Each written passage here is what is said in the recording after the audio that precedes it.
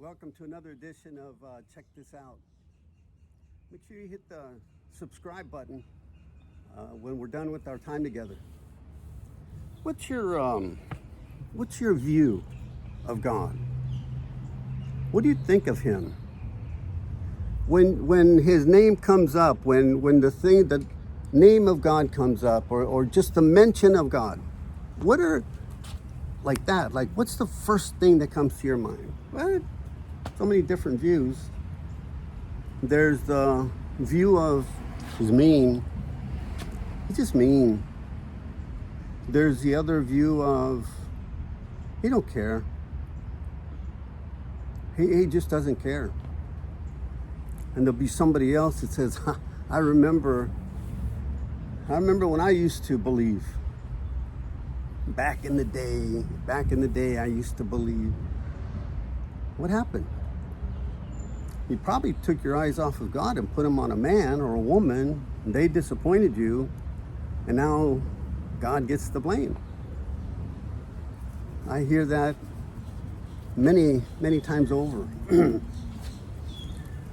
But what about you, the Christian? Remember in Matthew chapter 16, Jesus is walking with the disciples, and Jesus just makes a general question, guys, who do people say that I am? And they respond by saying, well, some people say you're Elijah. Some people say that you're John the Baptist, one of the other prophets. And then Jesus says this to Peter.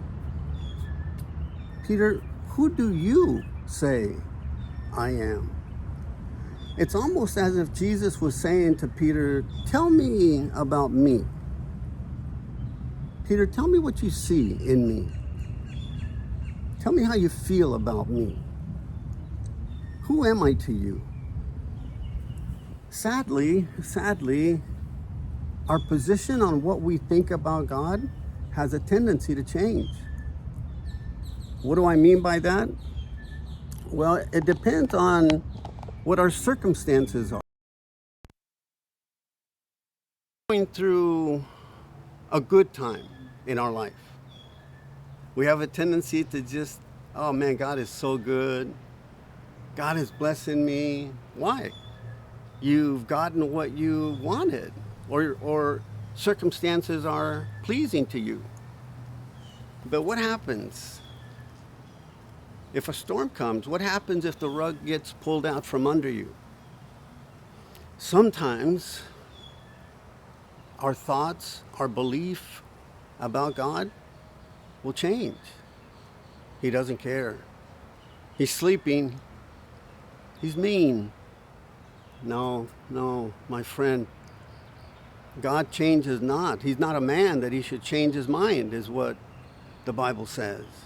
What changed? Your circumstance. God's the same. He's the same yesterday, today, and forever. No, he doesn't change.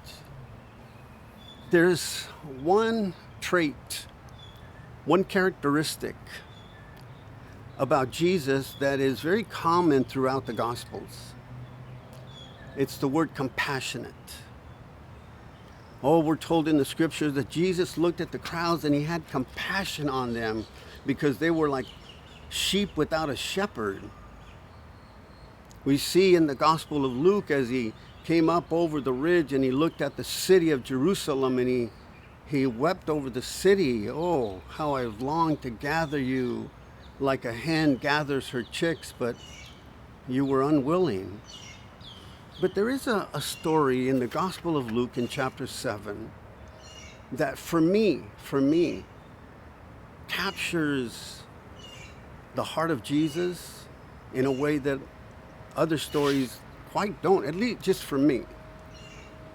Jesus has a large crowd following him in Luke chapter 7. And as he crests over this hill, he looks down and he sees a large crowd of people. And in this large crowd of people, there is a mom. You see, it's a funeral procession. The mom has lost her son. Her only son has died. And the Bible calls her a widow, so she has no husband, and this was her only son, so she's left alone as far as family goes. Jesus has a large crowd going with him, and she has a large crowd going with her. And in spite of that, the Bible says that Jesus noticed her. He's got a big crowd. He's got plenty of people following him. And it's a massive crowd with the widow that's lost her son. But yet the heart, the compassionate side, the compassionate heart of Jesus can't leave it alone. Can't leave that woman alone. I don't know how he does it, but he works his way through the crowd that's following him. And then he works his way through the crowd that's following her. So this is a decision that is very intentional, very specific. He goes to her and he says 2 words. Now, it doesn't say that he did this, but for some reason I picture Jesus putting his hands on her shoulders as he looks at her and says, "Don't cry." I don't picture it an angry, "Don't cry." But I picture a compassionate, soft, gentle, even tender use of the phrase, "Don't cry." There was this compassion. You've lost a son. I'm a son of God, and I will be laying down my life. But he says to her, "Don't cry." And he turns to the young man and he tells the young man, "Get up."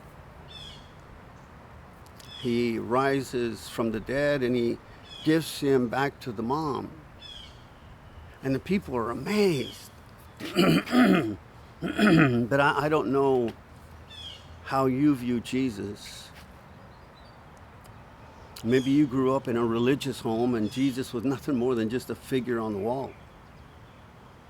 Again, maybe somebody that supposedly represented Jesus used you, abused you, and now your view of him is skewed. But can you for just a moment see Jesus as being compassionate?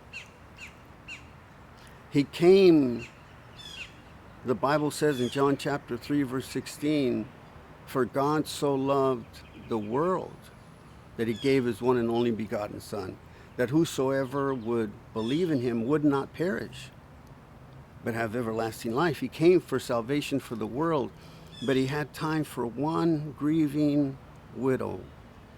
He's got time for you. He's got time for me. Set some time aside where you and he can develop this intimate, compassionate relationship. Let him put his hands on you and say, "I care for you. I care for what you're going through. I know how you feel."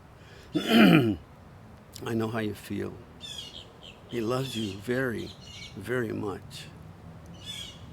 Before you go, don't forget, hit the subscribe button and share, that we might strengthen, comfort, and encourage somebody that might be going through a difficult time.